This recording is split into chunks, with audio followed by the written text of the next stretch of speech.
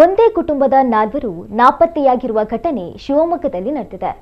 ನಾಪತ್ತೆಯಾದವರನ್ನ 62 ವರ್ಷದ ಇಕ್ಬಾಲ್, 54 ವರ್ಷದ ನಸ್ರತ್ ಬಾನು, 35 ವರ್ಷದ ಮೊಹಮ್ಮದ್ ಫಾಜಿಲ್ ಹಾಗೂ 32 ವರ್ಷದ ಮೊಹಮ್ಮದ್ ಆದಿಲ್ ಎಂದು ಗುರುತಿಸಲಾಗಿದೆ. ಏಪ್ರಿಲ್ 15ರಂದು ಈ ನಾಲ್ವರು ನಾಪತ್ತೆಯಾಗಿದ್ದಾರೆ.